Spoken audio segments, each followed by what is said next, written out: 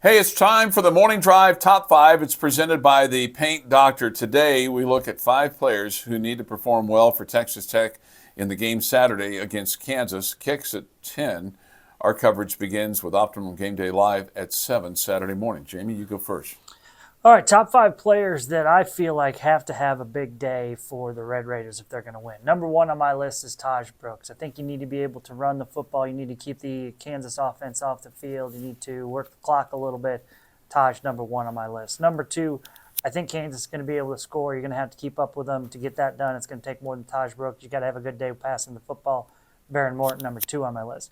Number 3, you got to have some people setting the edge. Your outside linebackers and defensive ends have to do a good job. Steve Linton, Miles Cole, they have got to force the ball back to the middle of the field where there's help and stay away from those explosive plays on the outside with this speedy Kansas team. Number 4, I'm taking the whole entire offensive line. Can't have a big day for Taj Brooks unless the O-line performs well.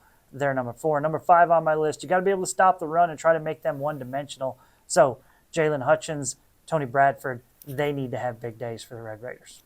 I could just say amen, but I'll give you my 5 as well. And I'll give you a couple of different players that I'm going to look at as well. So defensively, for me, a couple of guys that I think need to perform well. Dadrian Taylor-Demerson, I think he's going to have the opportunity to intercept the football. And as Coach McGuire said last week, when they throw it to you, you got to catch it, all right? Tyler Owens, you might need his speed to chase some guys down on these explosive plays or prevent explosive plays. So look for Tyler Owens to maybe have a big day. From an offensive standpoint, I'll give you a sleeper guy because I think he's been sneaky good all year long. Xavier White. When you've needed a big play or when you've needed a big catch, when you've needed a catch and run, Xavier White, number 14, has been able to do it for you.